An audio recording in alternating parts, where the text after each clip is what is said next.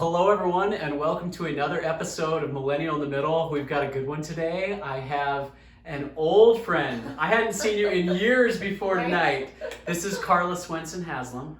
I'm going to tell him how I know you. Perfect. I'd say I know you since I was a little girl, or since you were a little girl, but I was a little boy too, so that doesn't make sense. Carla was on my little sister Carly's soccer team. And it got a little confusing out on the soccer field because there was, Carla, Carly. Right. So we're like, we got to have a nickname. So, what's your nickname? Carlita. Oh, well, that doesn't make it any easier to now separate Carly and Carlita. And so then we had to go with Carly's nickname, which is Froof. I remember it. Yeah, so. Froofy passing the ball. That's right. Yeah, she was she a ball hawk? No, she was wonderful. She okay. was played in the midfield, and she played the most beautiful balls. I played as a forward, and she would play the most beautiful balls. I loved playing with Carly. Carla, all I remember was extremely fast. Well, if Carla got away from the group, no one was catching her. Oh, that's very kind of you. I'm much slower now, that's for sure. Yeah, that's okay. And you played soccer at BYU? Right. And you are now at law school at BYU? Correct. Okay, cool. Well, we're going to jump into this, and it's been kind of funny because as I've started this podcast, I've had a lot of people that have come to me, a few that have said, Connor, I don't know if you're in the middle.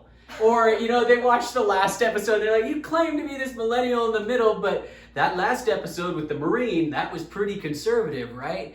And I think we've kind of learned this lesson of, part of being in the middle means that you don't just have to stay undecided. I agree. Right? Like, you still can make up your mind. It doesn't mean that you're just uninvolved and wondering what's going on, but it also means that boiling it down to, am I Republican or Democrat? Yeah, you can't do that. And then that decision means, this is how I feel on all these different, topics. It's not the case. No. And so what I talked about last time with Mike Henry, I feel myself really on the right, really conservative. What we're going to talk about today on immigration is actually a topic I lean very left of what, the world would say is left, right? And you've got a really cool perspective when it comes to this. Tell me, what is it specifically about immigration, your experience and background that has led this to be something you care about so much? Yeah, well, and I agree with you completely. I mean, it's okay to lean more left in one topic and lean more right in the other. Immigration, like yourself, Connor, is one where I lean a bit more left. And the reason being is that I have an immigrant background. My mother is Colombian. My mother's side of the family is Colombian. Mm-hmm. She was born in Colombia, and when she was a young adult, like an older teenager, young adult, she immigrated to the United States. And I think of the sacrifices that my abuelo, my mother's father, I guess grandpa, but I've never referred to him as grandpa, so it seems weird calling him that. My abuelo, my abuelito, and my abuela, the immense sacrifices that they made so that my family could live here in the United States. And because I approach it from that background, and because I approach it from a community where I have interacted and worked with immigrants in law school, I continue to work with immigrants. Yeah. I tend to lean more on like the human element of what does it mean to be an immigrant, rather than these statistics that we see in the headlines. I think of them as individuals. I think of immigrants as the individuals that they are. And so I do tend to lean a little bit more left. Sure. And I think that's interesting, right? Because as we jump into this is a very complex topic, right? This isn't something that we just narrow down. I mean, it's funny. I think you'd hear people say almost today, like, oh, are you for or against immigration? Like, that question doesn't even make sense. There's right? too many elements to it. Yeah, and so I'm really excited to have you here today, because ultimately this is going to prove what a lot of this podcast is about, that we understand the world through the perspective and the lens that we have, of right? Course. And we can't control that, right? I can't control that I was born a white guy, right? Like, I'm sorry, as I speak on topics, like, that's just what it is. But that doesn't mean that I can't speak on something or can't speak on others. But what it does mean often is, in order to understand certain issues, I need to look at perspectives other than my own. Of course. So we're going to dive into that today. Now, we'll jump right into this. We've talked a lot about symbols lately. In fact, the last episode was about the Confederate flag, the American flag, kind of the monuments debate, and what these monuments mean to us as a society. And I think if you were to poll a lot of Americans out there and ask them, what is the one monument or the one statue or that one memorial that represents America more than anything else, I think 9 out of 10 of them would tell you the Statue of Liberty. Right? I think that's what it is for me, right? The Statue of Liberty is just this iconic everyone knows like that's the ideals of America. Just this last, actually over Christmas, I was in New York for New Year's Eve. Okay, great. So it was awesome. It's on my bucket list This is forever. pre-COVID, right? Before, Yeah, you know, when people could gather in groups bigger than 5. I made a post about that. I was in the middle of 5 million people like 3 months before, and I had this picture of me like in the middle of all this group where my head's literally popping up smushed, and I'm like, I think I know where this began. That was the day, right? But one of the things I did there, I've been to New York a ton, like I love New York, but the one item that I'd never done of all the tourist things is I hadn't been to Ellis Island yet. Right. And I'm like, that's what I'm doing on this trip. So I did, and it was so cool, like the experience at Ellis Island. And I mean, for those of you, we always talk about a little history on this sense, right? Like, I think the Statue of Liberty in Ellis Island is how a 5th grade U.S. history teacher would teach immigration, Yes. right? And we're like, oh, Ellis Island is this great place from 1892 to 1954. There were 12 million immigrants that came just through Ellis Right. Island. Like, that number blows my mind. And majority of them European immigrants, which that's an important element to consider as well. For sure. And all of them, for the first time, they see this symbol of the Statue of Liberty, right? That's their first image of seeing America, a lot of them.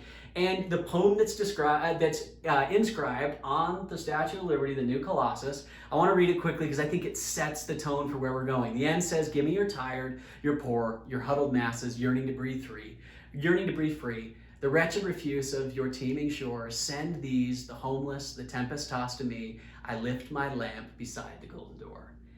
And, you know, those words are powerful. I get the chills saying that. Right. But what's crazy is, you know, just talking history itself, that is we're going to wrap history up nicely with the bow and teach it 5th grade, and we're all proud to be an American. But there's other darker sides of history that aren't as much fun to look at. And you actually taught me something in preparation for this that I want you to share with the audience about the Chinese Exclusion Act. Like, what was that? I had to look it up. Yeah, well, and you're right. It's something that I don't think I learned about in my elementary school teaching. Yeah. And it was an act, I think it was in the late 1880s, that the legislation essentially said if you were Chinese, we've hit our Chinese immigration limits. There was, an element of racism to it.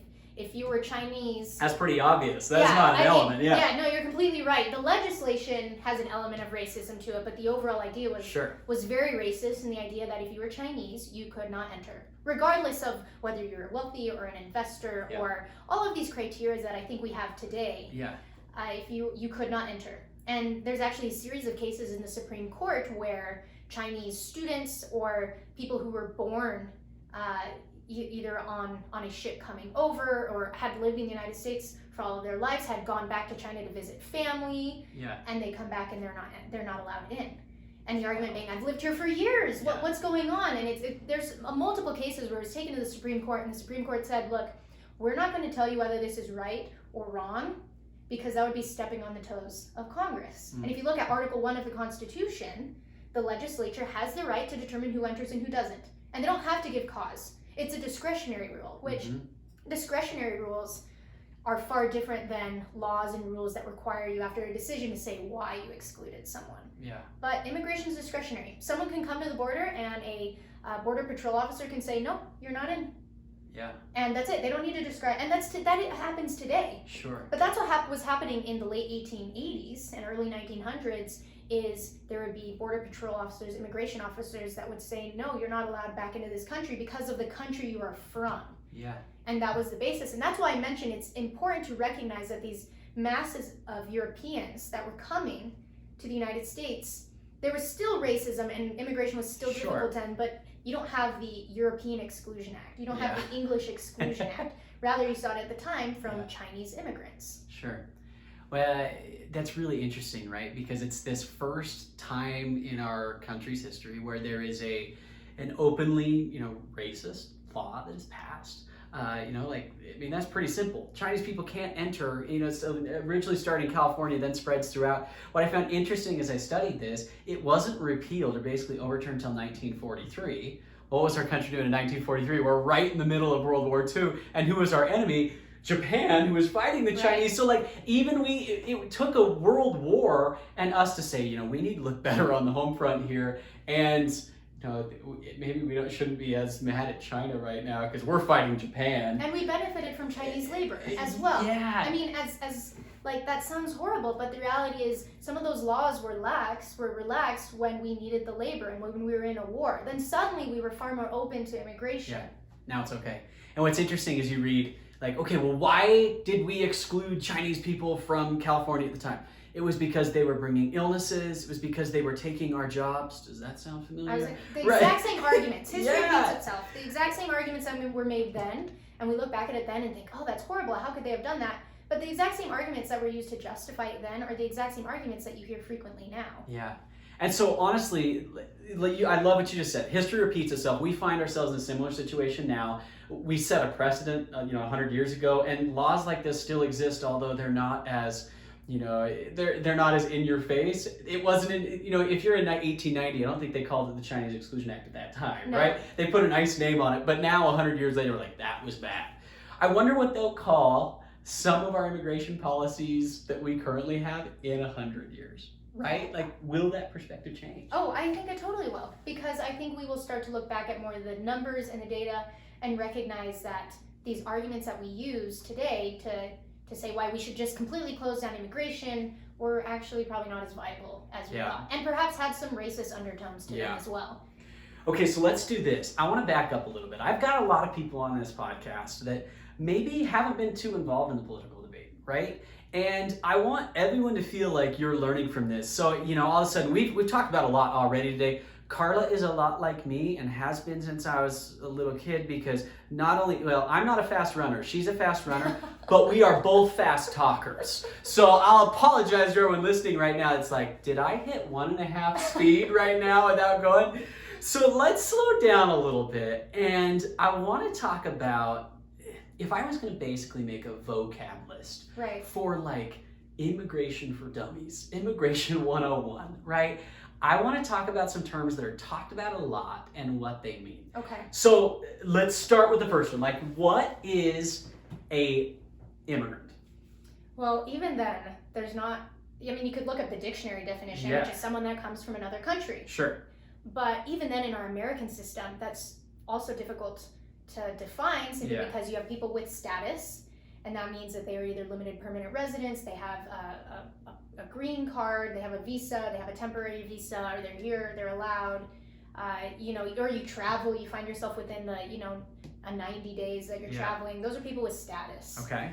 And then you also have individuals that don't have status. And that means that they are either here, their paperwork has expired, they're for some reason here illegally, whether it be that they came here illegally or whether that they are no longer in status. They were at one point. Okay. Either they had a visa and it expired, or they were allowed to enter at one point, but then overstayed. Whatever it may be, that there's quite a few things that could put you in and out of status. So that's an illegal immigrant.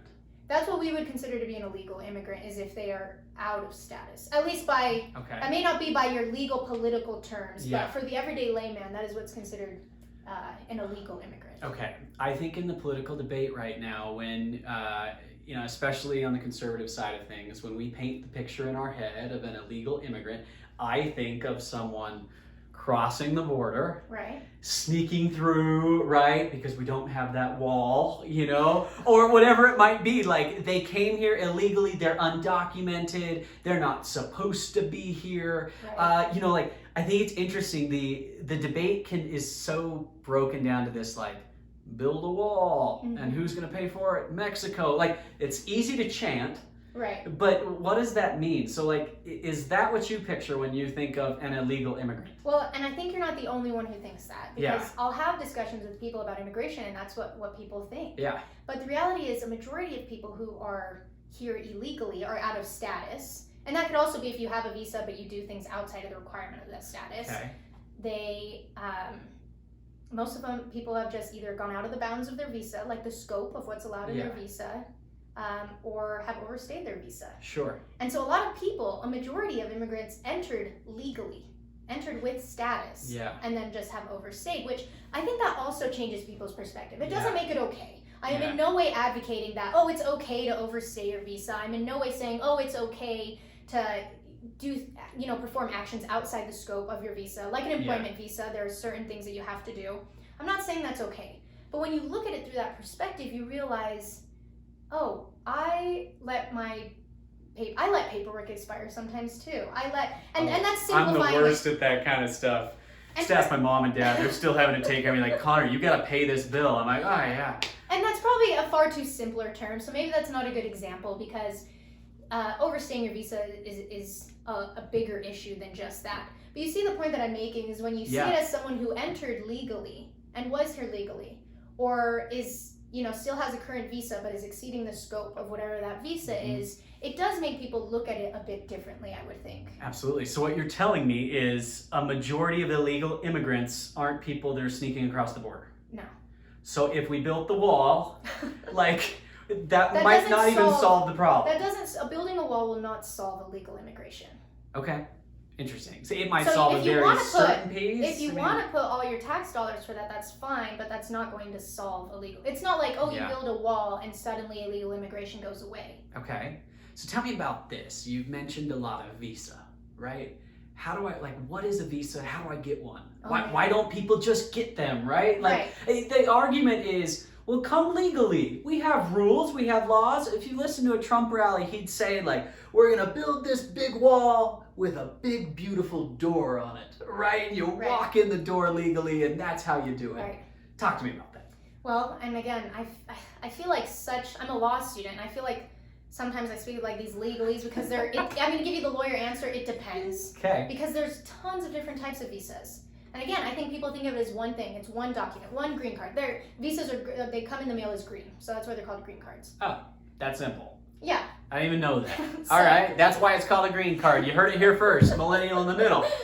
So, but there's all types of visas. Yeah. There's employment-based visas, and even within there, they're all different because you have different preferences for different types of jobs, and the weights and the requirements are different for each. You have family-based visas, and again, there's different preferences based on who the family member is that you're going to be coming in and will be sponsoring you. There are investment-type visas, which I guess falls a little bit under employment. There's temporary visas, which are, for a season of work, or for students if you're a student. And all of the requirements and all of the wait times are different. And they're different depending on what country you're from too.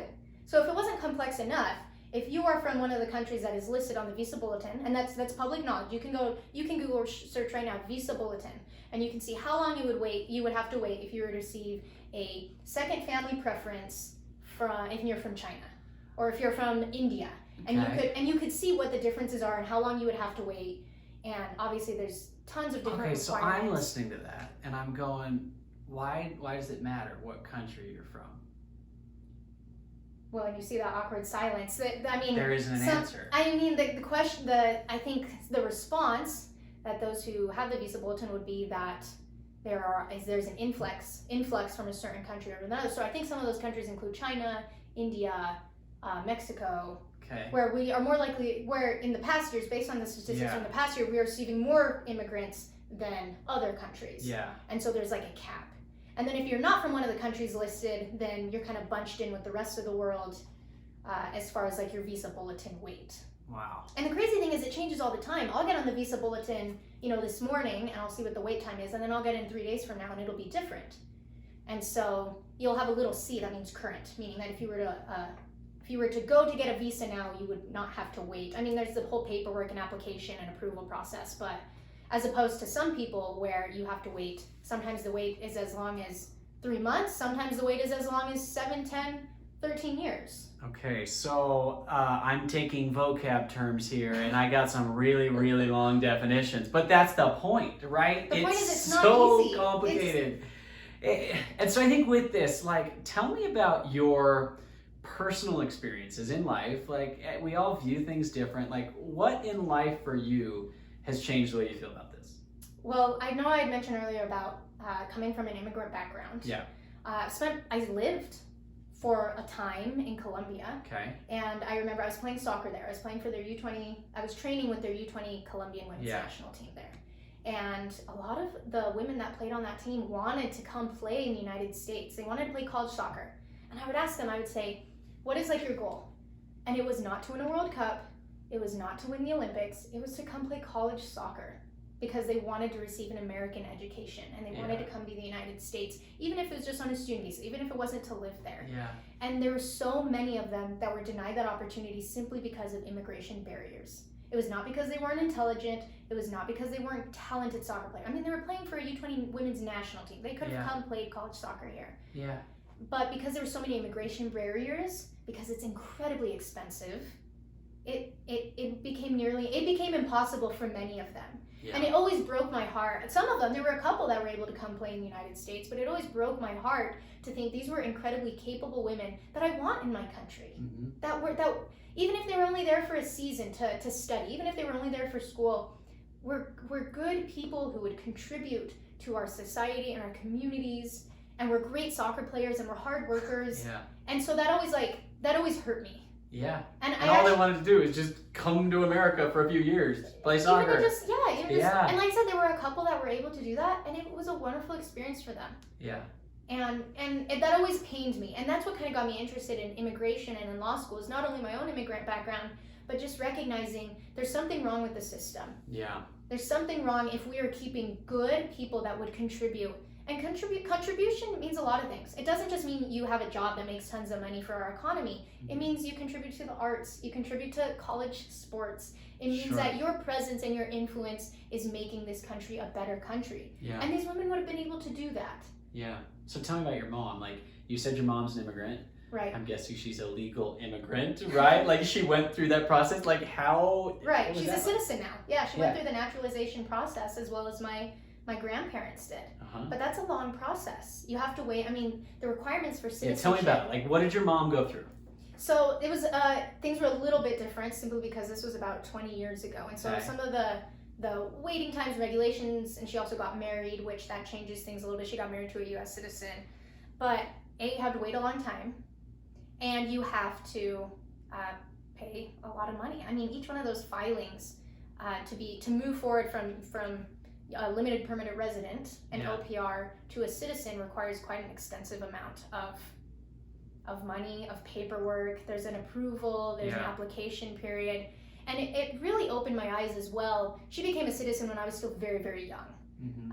And same with my grandparents. But it's always brought up to me this question of what does it mean to be a citizen?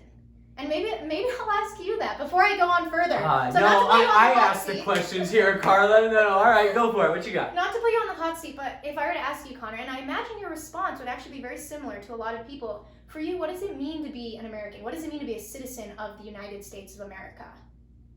Oh, wow. All right, second time we've had the silence in this podcast.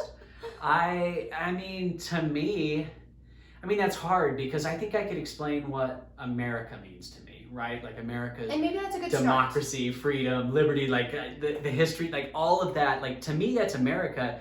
And like, I'm an American. To me, it would be just putting the N on that. Now, I was just born here. That's life, right? But I would give probably this really flowery answer about how much I love this country. And that's what makes a citizen. Is that someone who loves their country, who loves freedom, who loves liberty. And I think that's awesome. And I think a lot of people would side with you and say, yes, that's what I feel it means to be a citizen of this great country. But then why do we have so many other extra requirements? Yeah. Why do we require you to be a certain age? And again, I'm not advocating for or against. I'm asking this from a purely objective standpoint. Why do we require an age limit? Well, you could say, because people need to be old enough to be able to make a decision. Okay, I can get along with that. Mm-hmm. Why do we require you to speak English? Now, there are some exceptions for older and elder. There are a few exceptions to the English requirement. Mm-hmm. But for the most part, why do we require people to be English proficient? Because you didn't, right? Most people don't say, a U.S. citizen speaks English. You don't hear that all the time. We speak American. Now there are people out there that say learn English, you're in America. But if you were to ask those same people who say learn English, you're in America, what does it mean to be an American? They wouldn't talk about language. They would talk about the exact same things you did. Why do we require? It's a value thing. It's a value. Why do we require people to take an extensive U.S. history test that a majority of natural-born citizens could never pass? Right? It's incredibly difficult. The U.S. history, the details, so complex. Why do we ask people to? And again, I'm not saying for or against, but I want those listening to this podcast, and I want you as well, Connor, to think about why do we have those requirements? And maybe there is a good reason. Maybe the reason is because when people learn about U.S. history, they develop an affinity and a loyalty to the country. Yeah. Maybe that's it. And I mean, I think of all these requirements that are necessary. There's a residency, a physical residency. Yeah. Physical presence is technically the technical term. Why do we require people to be here for a certain number of years? Why is that number less when they get married? Why, again, these are all questions that I think there's value in answering. And maybe you can come up with a good answer. Maybe you can say, oh, it's because of this. It's because of this. But there's a lot of people that can't come up with answers for why they feel that way. Yeah, I can't come up with them on the spot, I'll tell you that. Now, I'd say it's kind of hard. And I think one of the reasons that people struggle talking about politics, right, is we get into a topic like this. It gets more and more and more complex. There's layer after layer after layer. Immigration is so complex. Yeah, so and you complex. sit there and go, well, I guess there's nothing I can do. Right? Like, all right, it is what it is. I mean, we got a lot of millennials that listen to the podcast, and I always ask this question, right? We're both millennials. What advice would you give to us about this topic? I would say you need to go out and meet your immigrant friends. You need to go out, and if you don't have immigrant friends, you need to go out and meet those who are immigrants in your community. And you need to hear their story, not just their immigration story. Okay. Because that is important. Yeah. I'm by no means discrediting that. Their immigration story is important, but you need to hear the legal side of it. What is it like going to an attorney or your consulate? Many people, they go to a consulate. What is that like waiting for your paperwork? What were the requirements that your attorney set for you? Did you have to pay a certain fee up front? That's a majority how it works. Did your attorney tell you there's a chance that you may or may not be approved? What is the legal side of your immigration story? That would be what I encourage people to learn and ask about, because then they recognize that, oh wait, maybe it's not as simple as just taking your card and waiting in line. It's not like at a restaurant where you give your order and they give you a number and you sit at your table and wait. If it was that easy, I like to think more people would go the legal route. Yeah. And again, I'm not advocating for illegal immigration, but the point I'm making is once we hear people's stories and we start to recognize how complex the legal immigration system is, then I think we start to recognize that it's not black and white. There is a lot of gray. So tell me this. I think we've talked about like there needs to be changes made with how to come in legally, right? But then we can say, okay, moving forward, if we were to make that better, now people coming in have more of a chance. That is what it is. What about all the people that are here that are illegal or undocumented? What do we do? That's a great question, and that's one that I don't think people have the answer to. Yeah. Because there will be some people that say, well, just deport them. Yeah. But I don't think people think of the severity of that. People don't recognize that deporting someone often means uprooting their entire life. Mm-hmm. And again, I'm in no means saying, well, families and jobs, and I'm in no way saying that we should get rid of the idea of deportation, because I think there are individuals that need to be deported. But I also think it's something that we should consider far more before we just say, oh, just deport them. Just deport them. Yeah. Just deport them. We should recognize that, no, the severity of this is actually life-changing. Yeah. In the same way, our judicial system, for example, and this isn't an identical comparison. For those that are listening, do not think I'm making an identical comparison, okay? Sure. I'm in no means making that. But the point is the standard for judgment between a criminal and a civil case is different, because in a criminal case, someone could actually lose their liberty. And again, I'm in no means comparing our criminal legal system, justice system with our immigration one. I'm not comparing it. But the point is, when there's more at stake, we require more. There's a higher burden of proof. And I do think there should be a higher burden of proof for immigration cases, simply because there is far more at stake. Uprooting someone's entire life, separating them from their family members, from their jobs. There are situations where that's going to have to happen in order to enforce justice, but I think we should be very deliberate before we do that. So what are those? Like, you made the comment that some should be deported. What do you think when would you be okay with that? So I think a good place to look is in the Immigration and Nationality Act, the INA. To become a citizen, you have to have good moral character. But that can be kind of vague. What does that mean? And essentially, there's no definition for what is good moral character, but there is a list in Section 101 that talks about things that are bad moral character. And it's essentially, the legal term is like moral turpitude, like actions that are actually with the intent to harm or hurt other people or their property. That's and if we listen to the extremes, we're told that all of them are that way. Right. Yeah. But of course it's not the case. Of course. Yeah. No, and again, I in no way am saying, well, it's okay, we should allow people to do bad things or to commit crimes. But I also think that we should be very deliberate in our thinking before exacting a punishment that is so grave. Now, to play devil's advocate here, many would say, why are we affording these sort of rights and deliberate thinking to someone who is not a citizen? Yeah. Right? If it is Congress, if we go back to Article 1, if we go back to the Chinese Exclusion Act, the Supreme Court has been very, very focused on saying, if the legislature says this is what we're going to do concerning immigration, because that is within their power, we are not going to step on their toes, whether we agree with them or not. And so there would be many who would push back and say, why are we going to afford these people these rights anyway? Yeah. And I don't have a good answer to that. That's when you start to step into the very, very difficult part of politics, and that is people's own ethical obligations, personal ethical obligations. There's no legal basis for, the burden of proof, for lack of a better words, that needs to be demonstrated with deportation.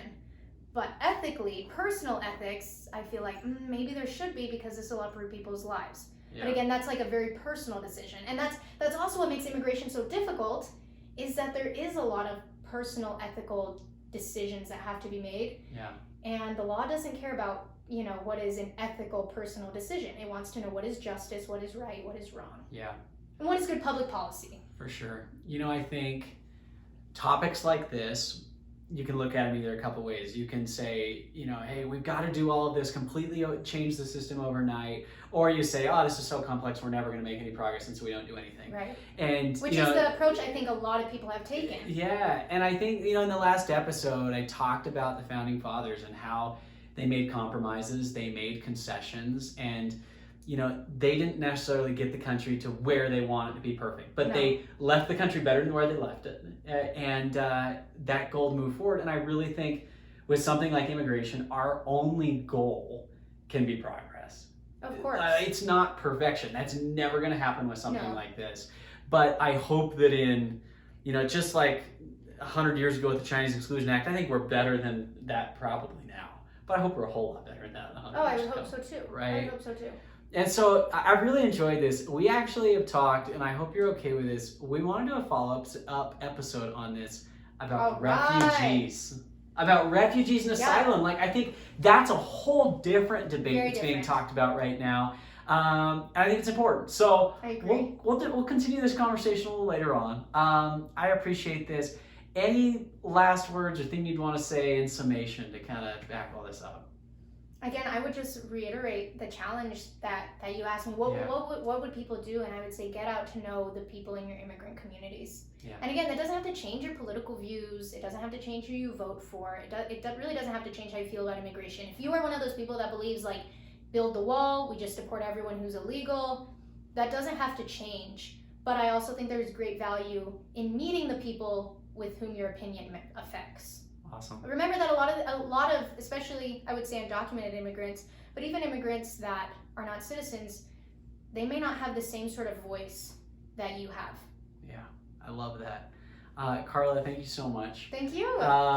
Carla's about to finish law school, and you probably hear her as well. She played soccer at BYU, but you are now the announcer for the Monarchs, right? Right. Well, I do some work for the Monarchs, and I now primarily do work for Utah Royals FC for the women's professional team that's here in Utah. That's awesome. You told me a little fact that I kind of want to brag for you, but I don't want to butcher it. Tell me what you just said. It was the first women's announcer.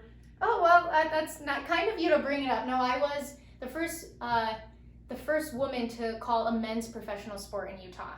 And now you have women that do sideline. You have women that do sideline. Yeah.